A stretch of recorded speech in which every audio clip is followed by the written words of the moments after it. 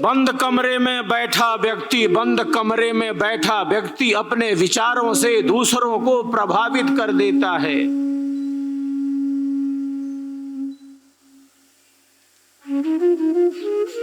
जो अशांत है, जो अशांत है, जो अस्थिर है, जो अति चंचल है, जो चपल है,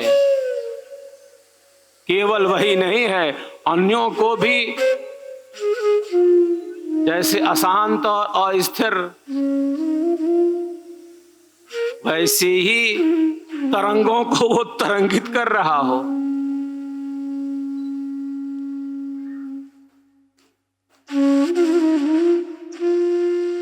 जो शांत है, जो स्थिर है, जो विवेकी है,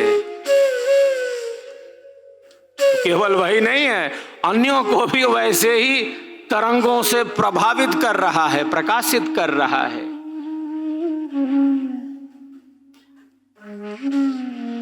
जिस प्रकार उसके मन की स्थिति है, जिस प्रकार से उसकी बुद्धि की स्थिति है,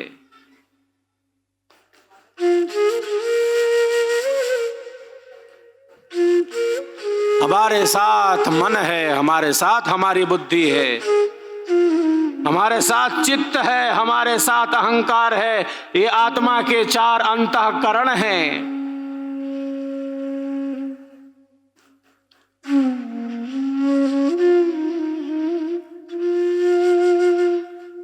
जो अनंत अनंत जन्म और जीवनों से हमारे साथ हैं।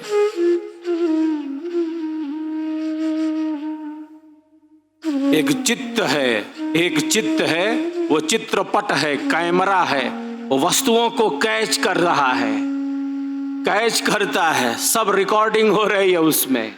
वो आत्मा के पास है, अनंत अनंत जन्मों की रिकॉर्डिंग हमारे चित्त में दबी भरी पड़ी है। ईश्वर ने ऐसा कैमरा लगा दिया है। जो हमारी क्रिया है, जो हमारी वाणी है, जिस प्रकार का हमारा मन है, जैसे हमारे विचार हैं, सबका साक्षी है, सबका साक्षी एक है। घोर घने जंगल में अमावस की रात में कुछ चल रहा है यहाँ पर, वो जानता है हमारे भावों को, हमारे मन के मनन को, हमारे बुद्धि के विवेचन को। उससे बचकर छिपकर किसी भी प्रकार के कर्म का कभी भी कोई संपादन नहीं हो सकता। वही कर्म फल प्रदाता है, जीवों को उनके कर्मों के अनुसार फल देता है। वो अन्याय नहीं करता, उसको न्याय पसंद है। हम अपने अधिकारों का भले दुरुपयोग करें।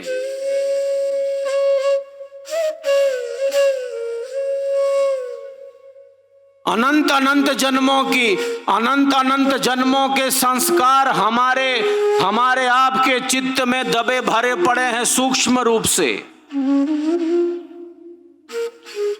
कई बार साधक आते हैं, वो कहते हैं कि ये विचार कहां से आ गया, मेरा इस जन्म में तो ऐसा विचार नहीं था, ऐसा चिंतन नहीं था। विचारों के इस प्रवाह से जैसे व्यथित हो गया है साधक, इतना चैतन्य है वो। ऐसे विचार कहां से आ गए, ये विचार तो मेरा इस जन्म और जीवन में था नहीं।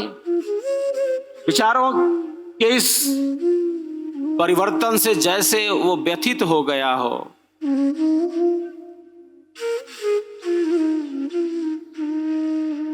मेरा इस जन्म और जीवन में ऐसा विचार नहीं था, ये विचार कहां से आ गए। जिज्ञासा है एक साधक की।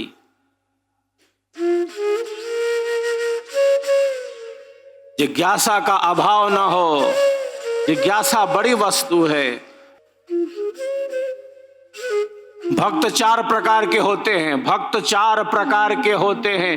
एक आर्त भक्त है, एक जिज्ञासु भक्त है, एक अर्थार्थी भक्त है और एक ज्ञानी भक्त है। आर्त दुखों से निवृत्ति चाहता है और दुखों से निवृत्ति भला कौन न चाहे। जो जिज्ञासु है वो जिज्ञासा प्रकट करता है कि ये विचार कहां से आए, ऐसा मेरा चिंतन तो न था। विचारों का जो संबंध है, विचारों की यह जो श्रृंखलाएं हैं, ये केवल इस जन्म और जीवन से संबंधित नहीं है। पूर्व के कितने संस्कार निहित हैं और हमारा यह जो वर्तमान जीवन है उसमें प्रारब्ध कितनी बड़ी शक्तियों के साथ स्थित है। प्रारब्ध पहले बना, पीछे बना शरीर। इसके पहले जब शरीर छूटा था आपका, आपके मन की क्या स्थिति थी, आपके विचारों की क्या स्थिति थी? पूर्व जन्म में आपका मन, आपके विचार, आपकी बुद्धि किस स्थिति में थे? कितनी आकांक्षाएं, कितनी कल्पनाएं, कितना ऊहापोह मन को घेरे रहा था।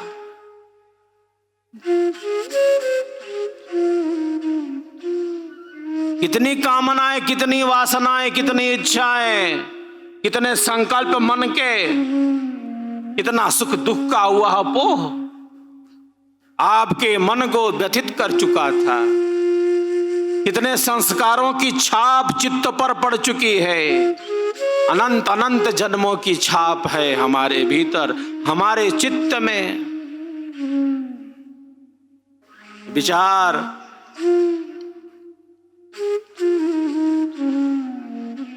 आपके ही है, ये विचार कहां से आ गए ये नहीं कह सकते। ये विचार आपके ही हैं, वो जैसे हो, वो विचार आपके जैसे हो, वो आपके हैं। इस जन्म से नहीं है तो पूर्व जन्म से संबंधित है। कोई हताशा ना हो, कोई निराशा ना हो, कोई कुंठा ना हो, कोई अवसाद ना हो। साधक हताश निराश नहीं होता, विचारों के ऊहापोह से अनियंत्रित नहीं होता।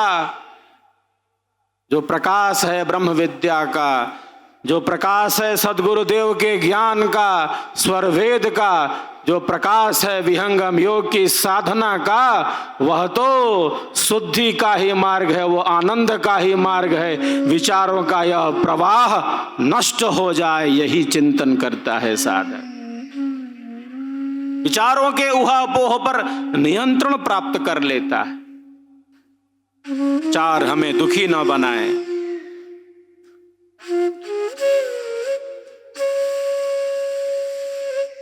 तो विहंगम योग की साधना के द्वारा हम अपने विचारों के उतार चढ़ाव पर नियंत्रण प्राप्त करने लगते हैं, क्योंकि हमारे मस्तिष्क की जो सकारात्मक तरंगे हैं वो विकसित होने लगती हैं।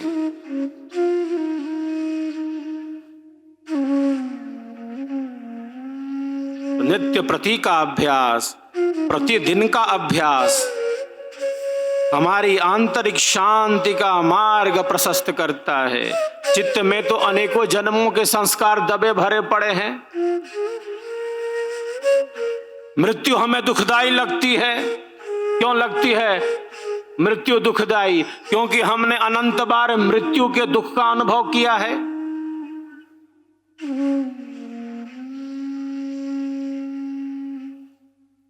जन्म और मरण की वेदना का हमने अनुभव किया है अनंत अनंत बार। मां के गर्भ में कितना कष्ट मिला, घोर अंधेरे में मलमूत्र से भरे शरीर में हम उल्टे लटक गए। मां से कई गुना ज्यादा गर्भस्थ शिशु कष्ट भोगता है, दुख भोगता है, गर्भ की पीड़ा का अनुभव करता है। अंधेरा हमें पसंद नहीं, हम प्रकाश के साथ रहना चाहते हैं।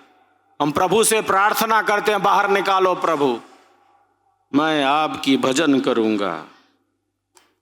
जन्म और मरण की वेदना का हमने अनुभव किया है।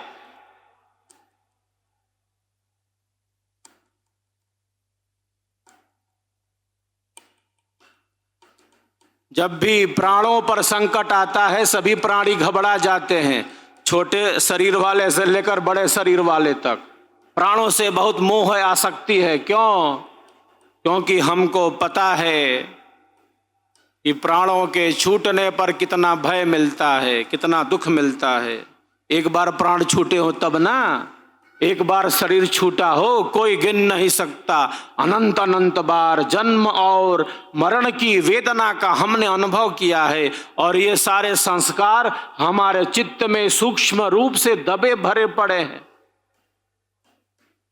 इसीलिए जब प्राणों पर संकट आता तो चित्त जो है वो सूचना आगे संप्रेषित कर देता है कि देखो तुम्हारा प्राण छूटा था, इतना कष्ट मिला था और पुनः वैसा अवसर आ रहा है।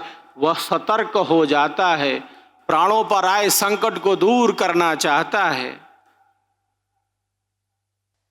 अनंत अनंत जन्म और जीवनों से यह सब घटित होता चला आ रहा है। दुख नहीं चाहिए। साधक और साधिका का क्या संकल्प है? अब दुख नहीं चाहिए। अब देख लिया, अब भोग लिया, अब जान लिया। कितनी बार, अनंत अनंत बार सुख दुखों का यह जो क्रम है, जैसे नदी में बह रहा है लकड़ी का टुकड़ा, वो बहता जा रहा है। संसार के सुख भी वस्तुतः दुख रूप हैं।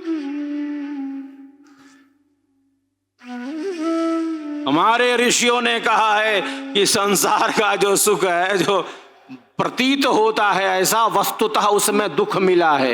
एक नहीं, चार चार प्रकार का परिणाम दुख है। सुख का परिणाम दुख है, ताप दुख है, संस्कारों का दुख है, गुण वृत्ति विरोध का दुख है। एक संसार के सुख में एक नहीं, चार चार प्रकार के दुख भरे पड़े। इस पर बहुत विशेष चिंतन हमारे ऋषियों ने प्रकट किया है। सेवा भाव हमें मैं और मेरा से ऊपर उठाता है। सबको सुख मिले, सबको शांति मिले, ऐसा चिंतन करने वाला, सबके कल्याण का मार्ग ही प्रशस्त करने वाला, दुखियों के दुख को दूर करने का प्रयत्न करने वाला। दुखी को और दुखी नहीं बना सकते, दुखी को और दुखी नहीं बना सकते, पीड़ित को और पीड़ा नहीं पहुंचा सकते। दुखियों का दुख कम हो, पीड़ितों की पीड़ा कम हो, सबको सुख मिले, सबको शांति मिले, ऐसा चिंतन करने वाला, ऐसा विचार करने वाला, ऐसा कार्य करने वाला जो विहंगम योगी है, वही तो देश समाज राष्ट्र विश्व के लिए उपयोगी है। ऐसा योगी ही उपयोगी है। तो सबके भीतर उसी को देख लेता है। सेवा भाव यही है, किसी को हमारे कारण कष्ट ना मिले, दुख ना मिले, अज्ञान पूर्वक, अधर्म पूर्वक, क्योंकि सबके भीतर वही सूक्ष्म रूप से स्थित है। न मन से, न वचन से, न कर्म से किसी को भी कष्ट ना मिले। अज्ञान पूर्वक, अधर्म पूर्वक किसी को पीड़ा ना पहुंचे, यही सेवा भाव है। सत्संग खूब खूब हो और साधना का अभ्यास हो। आध्यात्मिक जीवन का यही अर्थ है, सेवामय जीवन, सत्संग से भरा हुआ जीवन। इसको हमारे ऋषियों ने आगम काल कहा है। प्रथम सत्संग का श्रवण करना, श्रेष्ठ वाणियों का संग करना, गुरु का संग करना, वाणी सुनना, इसको कहते हैं आगम काल। श्रवण, सुनने को बहुत महत्व दिया गया है। हमारी भारतीय संस्कृति में जो आत्म कल्याण की वाणियां हैं उसका खूब खूब श्रवण करना।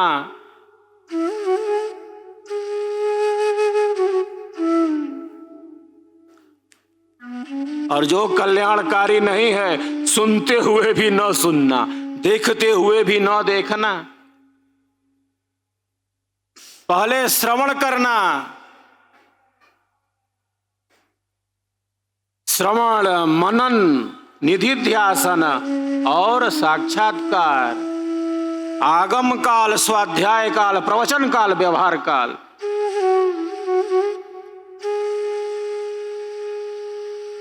इन दो कानों से जो आत्म कल्याणकारी चिंतन हो उसको खूब खूब सुनना। प्रथम है श्रवण, नहीं तो कोई कहीं से आएगा कुछ कान में भर देगा।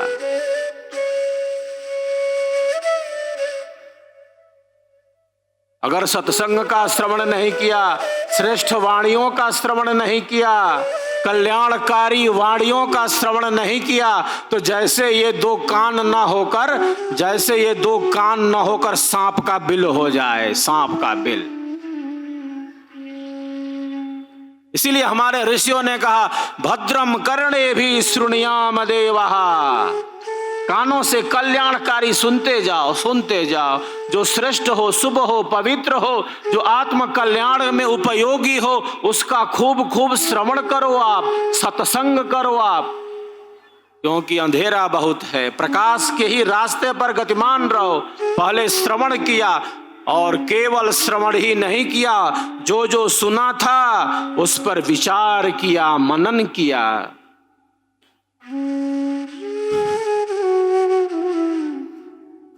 जो जो सुना था, जो जो स्वरवेद में देखा था, अध्ययन स्वाध्याय किया था, केवल सुना नहीं, उस पर विचार किया, मनन किया,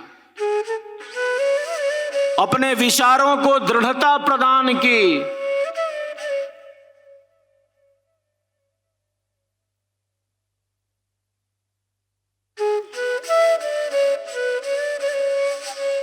केवल सुना नहीं, उस पर विचार भी किया, उसका मनन भी किया, उसको स्थिरता प्रदान की, उन विचारों पर स्थिर हो गए, उस सत्य सिद्धांत पर स्थिर हो गए। ये श्रद्धा भाव भी है, सत्य पर हमने विश्वास किया है। श्रद्धा आंतरिक धन है। श्रद्धा का क्या अर्थ है? सत्य पर विश्वास किया है।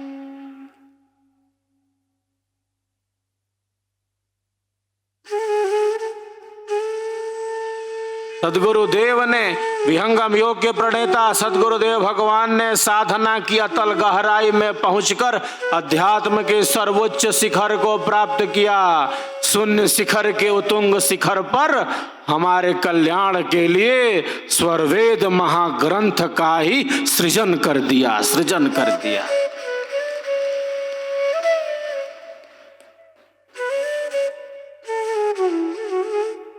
6 महीने की अखंड समाधि में बैठे हैं, बिना अन्न जल ग्रहण किए।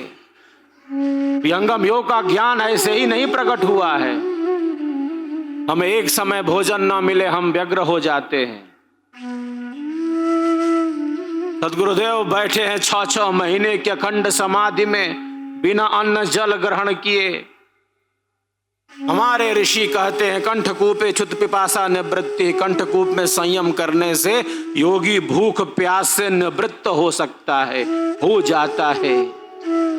हमारे शरीर में एक स्थान है, वहां पर संयम करने से भूख प्यास को बहुत दिनों तक नियंत्रित किया जा सकता है।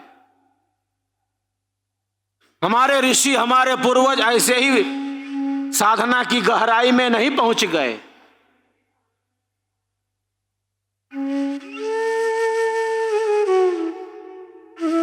साधना की गहराई में पहुंचकर अध्यात्म के सर्वोच्च शिखर का अनुभव किया जाता है। श्रद्धा क्या है? सत्य पर विश्वास किया है हमने, ईश्वर पर, सदगुरु की वाणियों पर, स्वरवेद पर हमने विश्वास कर लिया तो कर लिया। अब पीछे नहीं जा सकते, अब बढ़ेंगे तो आगे ही बढ़ेंगे।